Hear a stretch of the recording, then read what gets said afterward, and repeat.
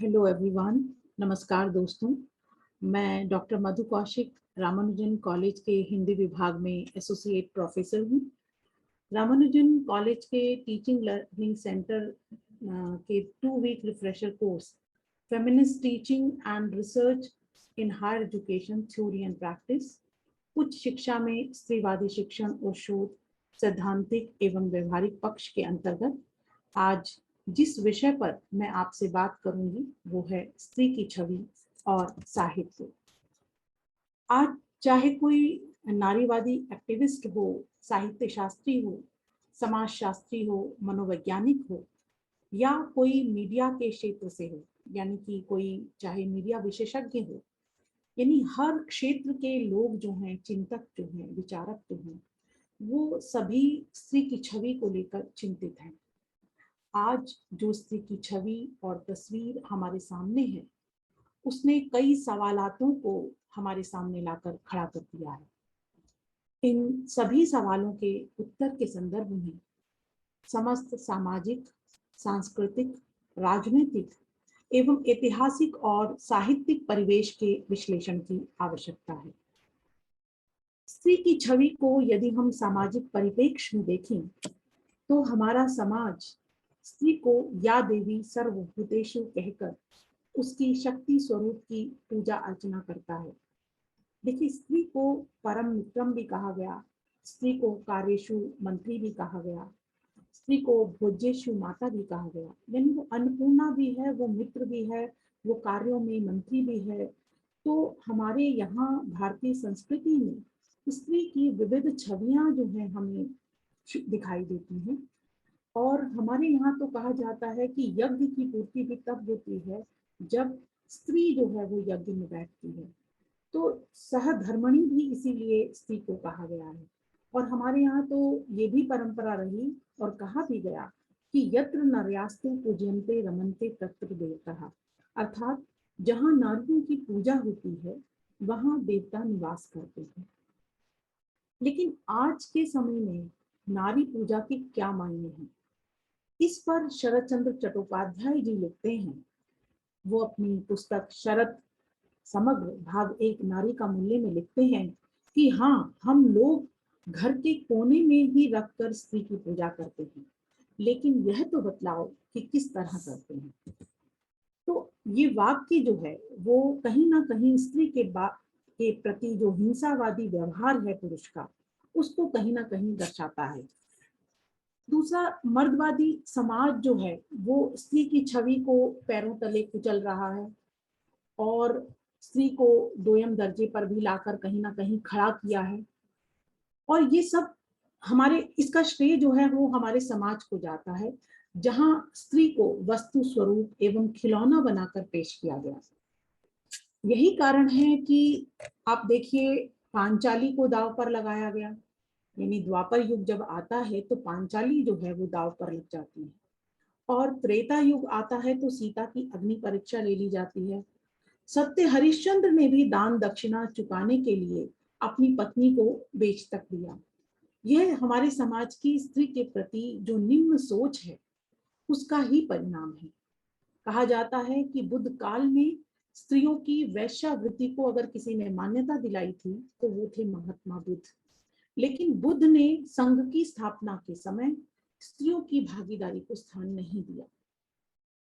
बुद्ध के जो चचेरे भाई थे आनंद, उनके प्रयास से संघ में भागीदारी जो थी वो स्त्रियों की बनी थी।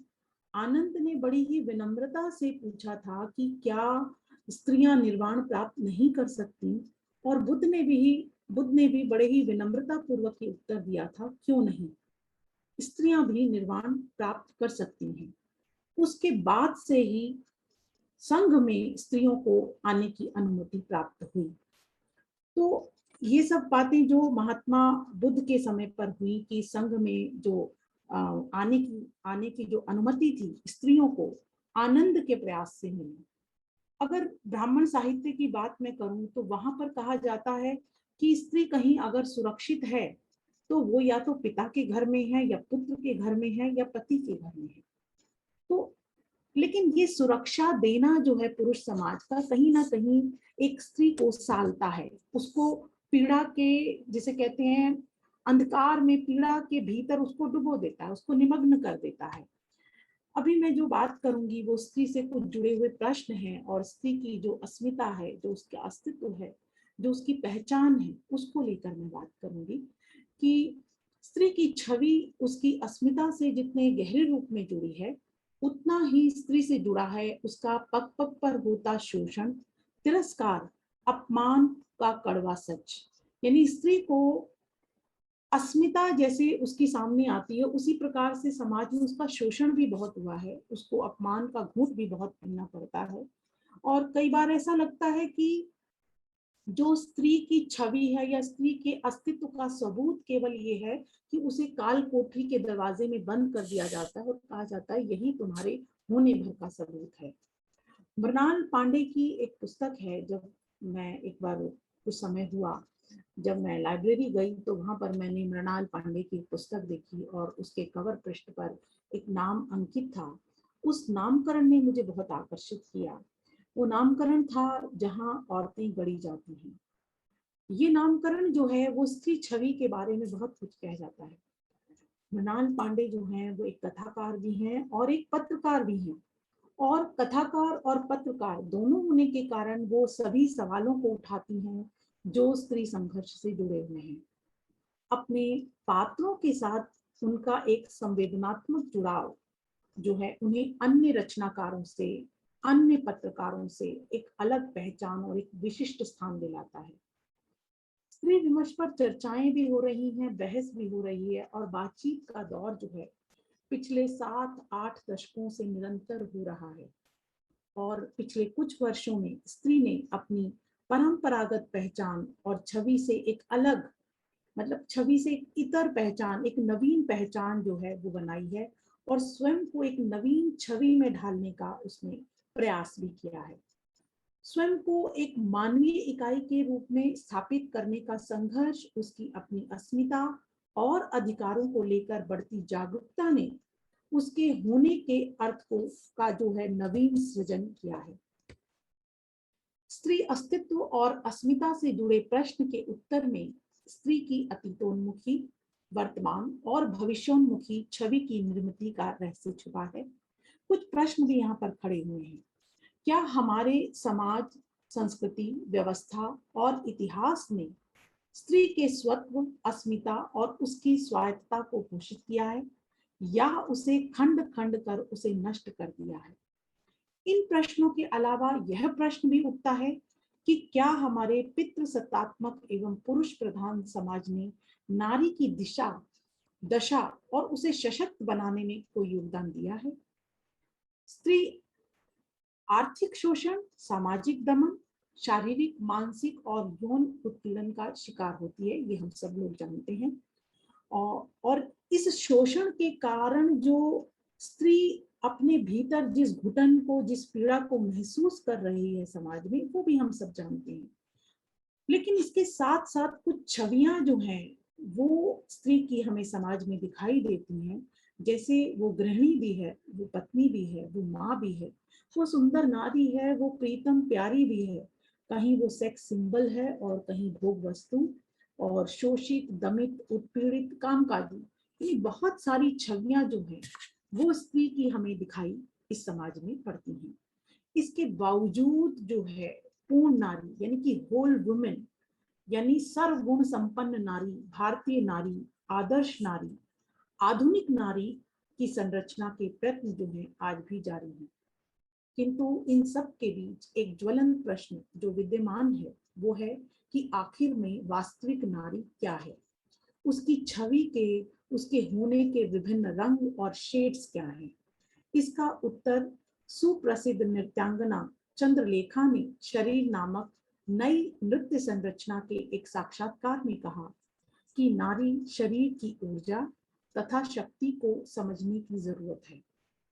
शरीर, सेक्सुअलिटी, सेंसुअलिटी और स्पिरिचुअलिटी, इन तीनों के सह अस्तित्व का प्रतीक है, जिसकी ना कोई सरहदें हैं और ना कोई सीमाएं हैं। जो मैं आगे बात करने जा रही हूँ आप लोगों से, वो है भारतीय व्यवस्थाएं और स्त्री स्वतंत्रता। देखिए, भारतीय व्यवस्था और स्त्री स्वतंत्रता जो है वो कहीं ना कहीं आपस में जुड़े हुए हैं। ये व्यवस्थाएं जो हैं वो स्त्री की स्वतंत्रता में, उसकी आजादी में बाधक हैं या उसके विकास को आगे गति देती हैं, इस पर मैं आगे बात करूंगी। भारतीय व्यवस्थाएं जो हैं वो स्त्री के लिए किसी भ्रम जाल से कम नहीं है, फिर चाहे वह सामंतीय व्यवस्था हो या फिर पूंजीवादी व्यवस्था हो।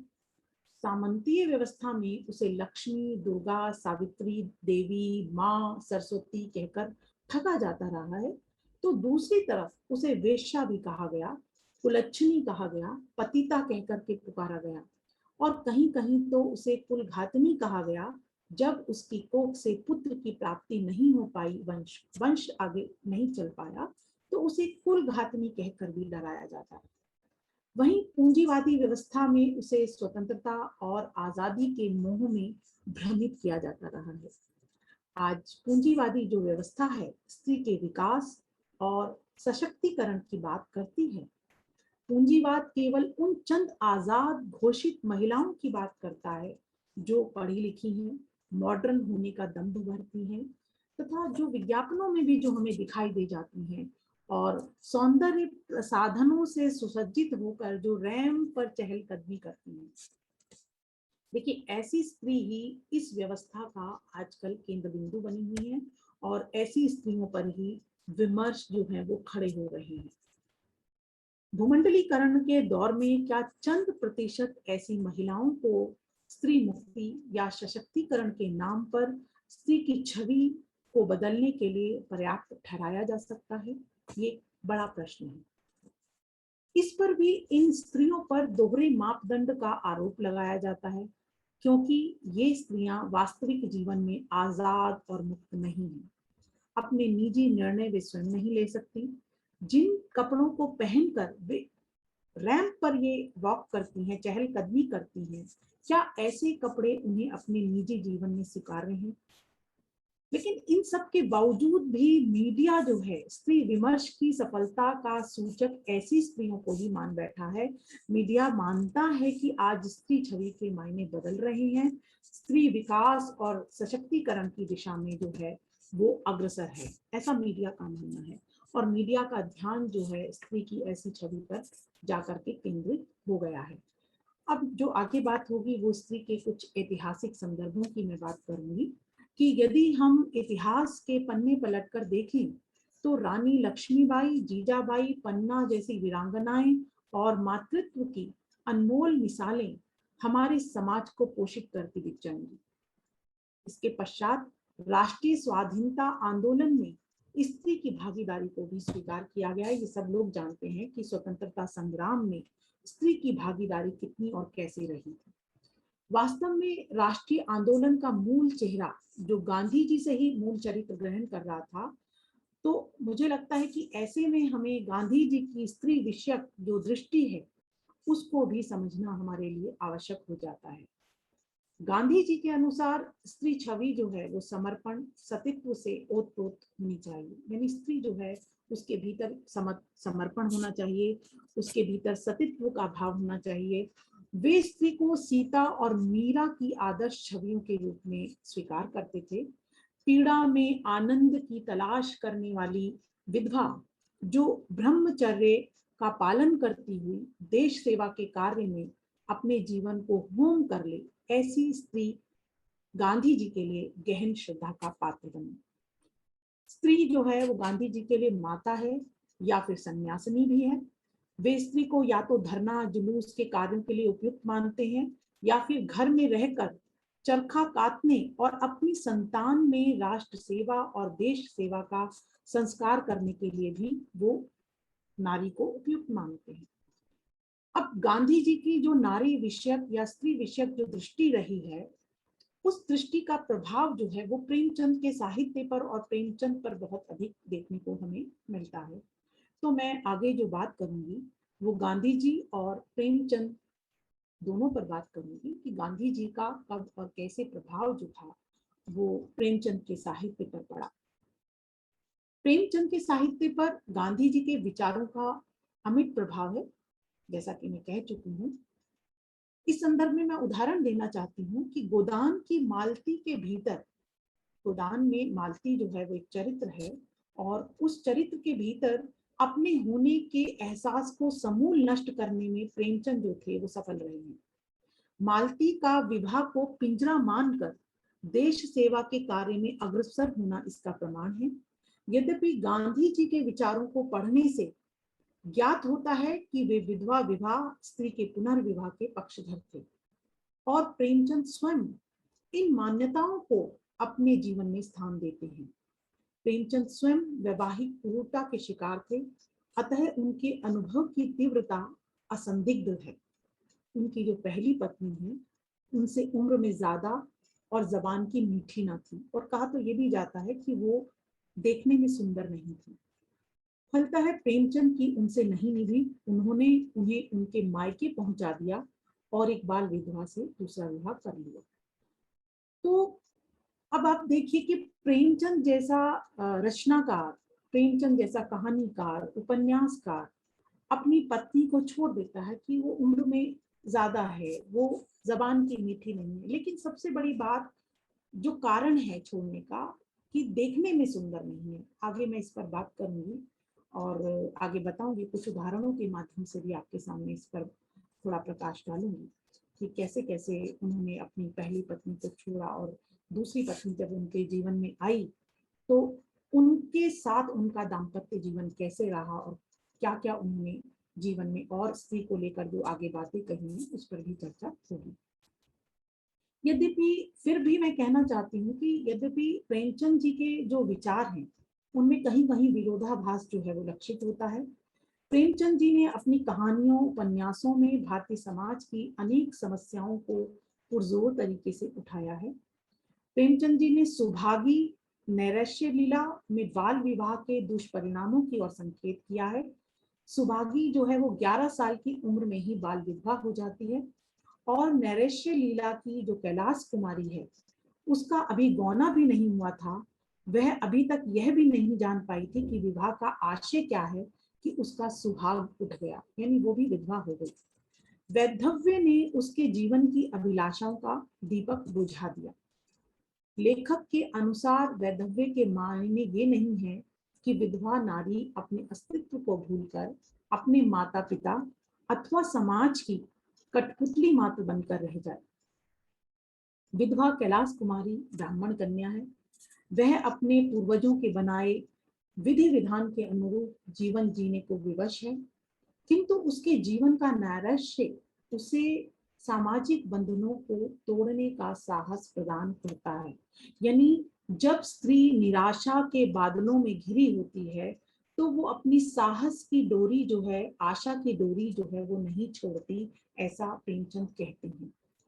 उसी के शब्दों में अगर मैं कहूँ, कैलाश कुमारी के शब्दों में अगर उसके संवाद की ओर अगर आपका ध्यान ले जाना चाहूँ तो कैलाश कुमारी कहती हैं, तो कुछ भी मालूम हो कि संसार मुझसे चाहता क्या है, मुझ में जीव है, चेतना है, जड़ क्यों कर बन जाऊं। मुझसे यह नहीं हो सकता कि अपने को अभागिन दुखिया समझूं और रोटी का एक टुकड़ा खाकर पड़ी रहूं। ऐसा क्यों करूं? संसार मुझे चाहे जो समझे, मैं अपने को अभागिन नहीं समझती। मैं अपने आत्मसम्मान की रक्षा आप कर सकती हूँ। यानी स्त्री के भीतर वो साहस है जो वो अपने आत्मसम्मान की रक्षा भी करती है, और निराशा के अंधकार से स्वयं को निकाल सकने में भी स्त्री जो है वो समर्थ है। मैं इसे अपना घोर अपमान समझती हूँ। आगे कैलाश कुमारी का ही संवाद है, वो कहती हैं कि मैं इसे अपना घोर अपमान समझती हूँ कि पग पग पर मुझ पर शंका की जाए, नित्य कोई चरवाहों की भांति मेरे पीछे लाठी लिए घूमता रहे कि किसी खेत में ना जा पड़े। यह दशा मेरे लिए असह्य है। और अंततः सामान्य गृहिणियों की तरह वह अपने बाल जो है वो गूंथने लगती है, और इस प्रकार प्रेमचंद जी ने बाल विवाह की समस्या को नारी की शोचनीय स्थिति जो है उसके लिए जिम्मेदार ठहराया है। लेकिन नारी की से संबंधित बहुत सारी प्रथाएं, बहुत सारी कुप्रथाएं जो हैं वो विद्यमान हैं हमारे समाज में। हालांकि वैदिक साहित्य में नारी की सत्ता को स्वीकार किया गया है, और हर कार्य में उसकी सहभागिता जो है वो आवश्यक मानी गई है। लेकिन हमारा ही भारतीय समाज है जहां नारी को लेकर उस संस्कृति और परंपरा के नाम पर बहुत सारी कुप्रथाएं भी चला दी गई, और उन कुप्रथाओं का शिकार जो है कहीं ना कहीं नारी हुई है। देखिए, बाल विवाह और विधवा विवाह दोनों ही ऐसी कुप्रथाएं हैं जिन्होंने नारी को शारीरिक एवं मानसिक दृष्टि से दुर्बल बनाया। अब इन दोनों कुप्रथाओं ने केवल दुर्बल ही नहीं बनाया, बल्कि नारी की शिक्षा में भी ये कुप्रथाएं जो थी वो बाधक बनी।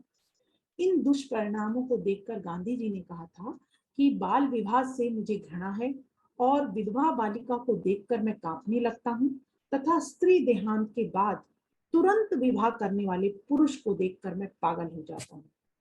ये उन्होंने हमारी वैवाहिक खराबियां निबंध है उसमें गांधी जी ने कहा था। इस प्रकार अगर हम प्रेमचंद के साहित्य को देखते हैं तो उनका निर्मला उपन्यास हम देख सकते हैं, जिसमें अनमेल विवाह की समस्या को पुरजोर तरीके से उठाया गया। हमारे जो हिंदी का साहित्य है उसमें बहुत सारी कुप्रथाओं को बहुत सारे रचनाकारों ने अपने अपने ढंग से अपनी अपनी रचनाओं में उठाया है।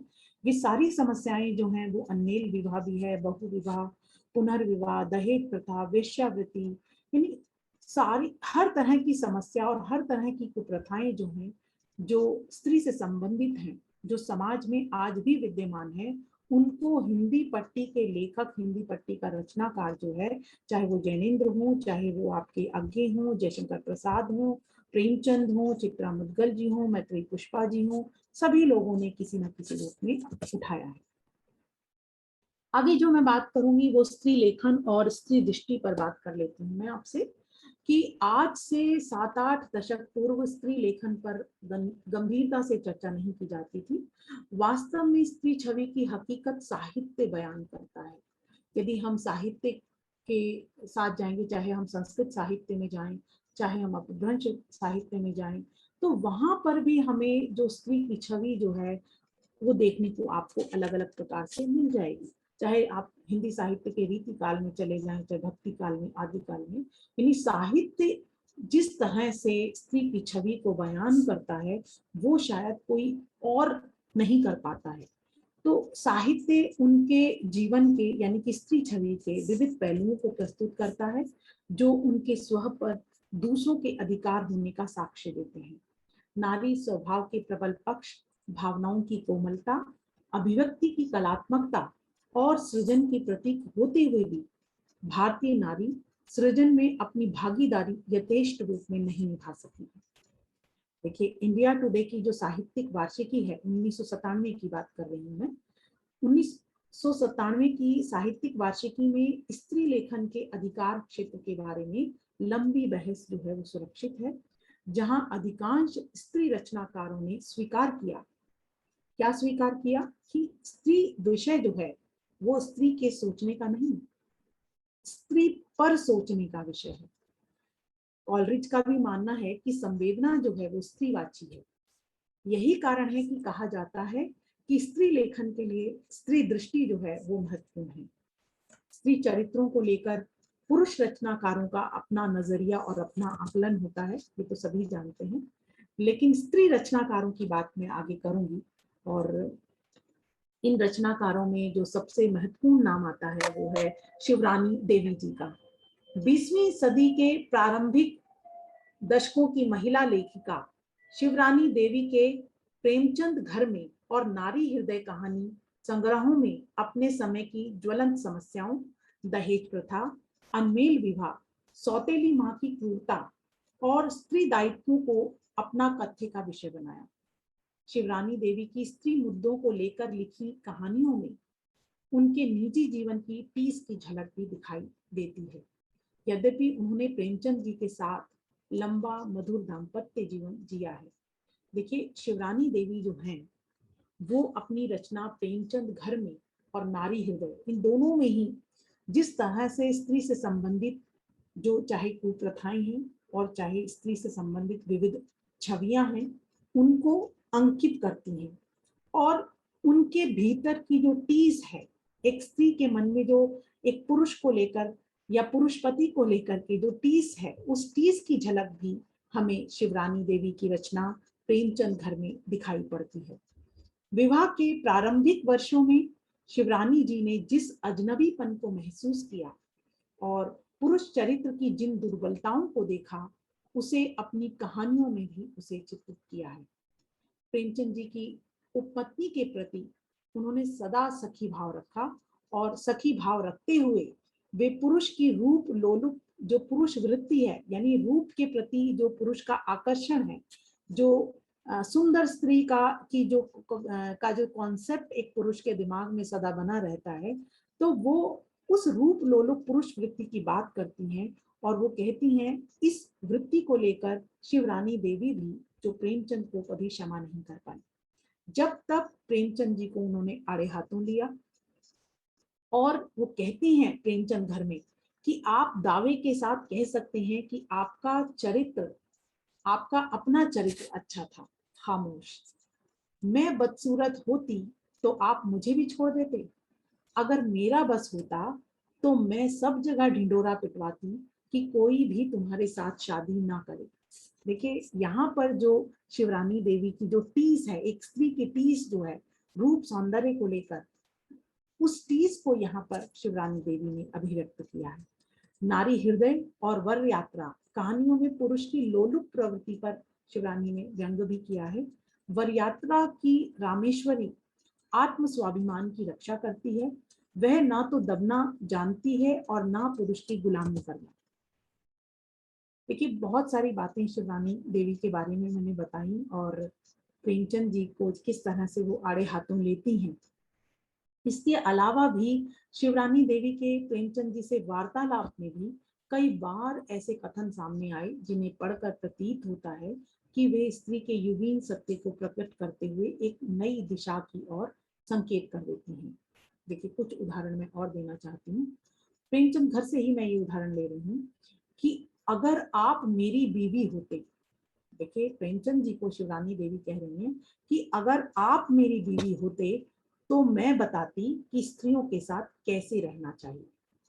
यानी यहाँ जो एक स्त्री के हृदय में टीस छिपी होती है कि पुरुष उसके साथ किस तरह का व्यवहार करता है, पत्नी के साथ उसे किस तरह का व्यवहार करना चाहिए, इस बात की झलक जो है शिवरानी देवी अपने संवाद में देती है।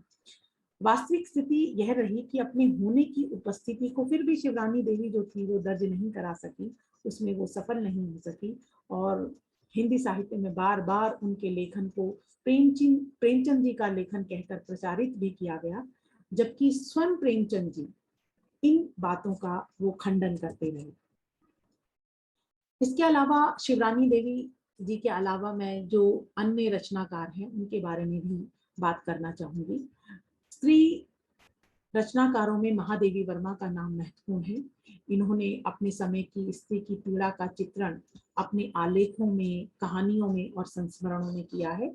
इस दृष्टि से श्रृंखला की कड़ियां जो है बहुत महत्वपूर्ण इनकी रचना है और गुंगिया एक चरित्र उनका बहुत कुछ कह जाता है। देखिए गुंगिया चरित्र जो, अगर आप महादेवी वर्मा की रचना गुंगिया को जब पढ़ेंगे तो आपको मालूम चलेगा कि गुंगिया का चरित्र जो कुछ बोल सकने में असमर्थ है, उसमें शारीरिक दुर्बलता है कि वो बोल नहीं सकती, लेकिन क्या स्त्री जो बोलने वाली स्त्री है जिसके भीतर ये शारीरिक दुर्बलता नहीं है, क्या वह स्त्री भी बोल सकने में समर्थ है? ऐसे प्रश्न चिन्ह जो हैं वो महादेवी वर्मा यहाँ पर लगाती हैं।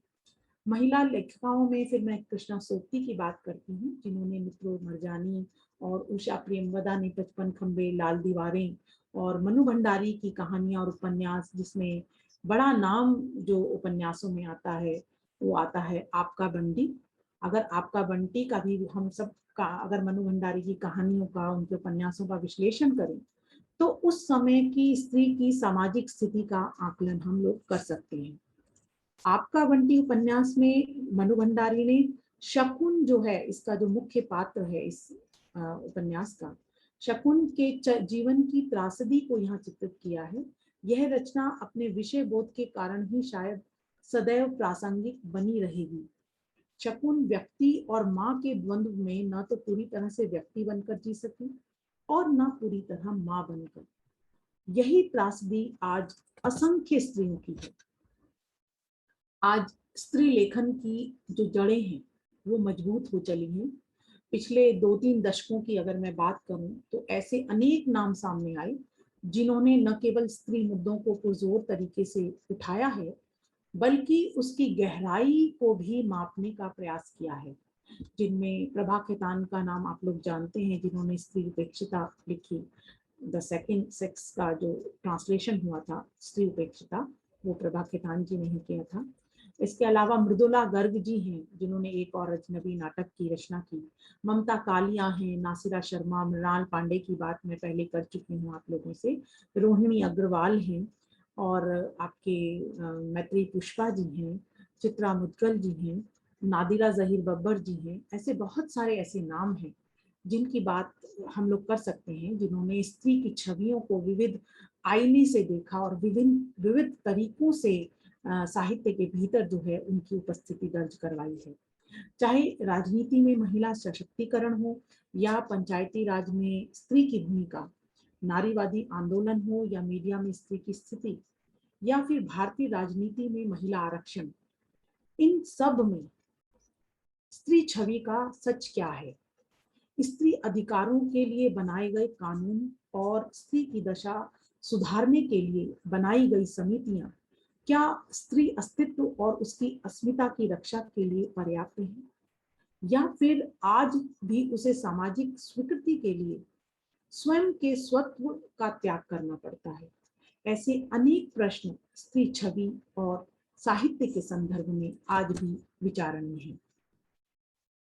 आज वर्तमान में स्त्री को आधुनिकता की चेरी कहा जाने लगा है। उसके व्यवहार में परिवर्तन हो रहा है। खाने पीने, पहनने ओढ़ने, उठने बैठने में काफी और मुझे लगता है खासा परिवर्तन जो है वो दृष्टिगत होता है। फिर भी आलीशान घरों की दीवारों के पीछे मुझे लगता है स्त्री का के अस्तित्व का अर्थ आज भी मुझे लगता खामोशी है। वो आज भी मतलब सिकुड़ी हुई है कहीं ना कहीं। वो अपने भीतर का वो जिसे कहते हैं सर्वस्व जो है वो समाज के सामने उपस्थित नहीं कर पाई है, या अपने साहस को, अपनी पीड़ा, मतलब अपनी पीड़ा और अपने दुख और दर्द को कहीं ना कहीं अपने भीतर आज भी समेटे हुए सिसकती है, कराहती है, लेकिन अपनी बात को दूसरों के सामने आज भी वो अभिव्यक्त नहीं करती। उसका भावनाओं को लेकर मुझे लगता है वो काफी उजड़ चुकी है। उसका उजड़ापन हमें दिखाई देता है। उसकी आंखों में आज भी नीर है, पानी है। महादेवी वर्मा ने कहा, मैं नीर भरी दुख की बदली कहा, तुझको पीड़ा में ढूंढा, तुझ में ढूंढूंगी पीड़ा। तो मुझे लगता है नारी का जो अस्तित्व है आज भी पीड़ाओं में लिपटा हुआ है, कहीं ना कहीं उसमें गुथा हुआ है। और इस सब के बावजूद मुझे लगता है कि आकाश के जो आकाश है, खुला आकाश है, वो कहीं ना कहीं उड़ना चाहती है, वो आजाद होना चाहती है। और उसके जो पंख हैं, उन पंखों को फैला करके वो समाज में विचरण करना चाहती है। और कहीं ना कहीं वो अपनी पूर्णता की तलाश में आज भी जो है वो निमग्न दिखाई देती है। अगर आज की स्त्री की बात करूं तो स्त्री का स्वत्व का संकट जन्म लेता है, तो ये समाज जो मुझे लगता है स्त्री के लिए एक युद्ध भूमि बन जाता है। और जब ये समाज युद्ध भूमि बन जाता है तो संबंधों में दरारें पड़ने लगती हैं। संबंध जो है वो दरकने लगते हैं, छूटने लगते हैं, और कहीं ना कहीं भुरभुराहट जो होती है संबंधों में वो आने लगती है। मोहन राकेश के आधे अधूरे की बात मैं यहाँ करूंगी। इस नाटक में जो सावित्री है वो मूल पात्र है, और सावित्री जो है इस बात की जीती जागती मिसाल है, जो कि स्त्री स्वतंत्रता की आकांक्षी है। इसीलिए वो नाटक में बार बार ये संकेत देती है और उद्घोषणा करती है और कहती है कि आज वक्त आ गया है जब खुद ही मुझे अपने लिए कोई ना कोई फैसला, यानी आज वो फैसला लेना चाहती है, अपनी जिंदगी में आगे बढ़ना चाहती है, अपने विकास को गति देना चाहती है। वह बेचैन है, वह खुद को घर बाहर के दायित्व के बोझ तले दबा हुआ पाती है सावित्री। घर के इसी वातावरण के कारण ही उसके भीतर जो स्वतंत्रता की आकांक्षा है वो और अधिक बलवती होती है। इसलिए फिर से वो कहती है, उसका कथन मैं आपके सामने फिर से रख रही हूँ कि आज से मैं सिर्फ अपनी जिंदगी देखूंगी, तुम लोग अपनी अपनी जिंदगी को खुद देख लेना। ये आधे अधूरे नाटक की ही पंक्ति थी। तो मुझे लगता है कि स्त्री की जो छवि है वो साहित्य में विविध शेड्स में, विविध रंगों में जो है वो उपस्थित है। और साहित्य को पढ़ने की, जानने की आवश्यकता है।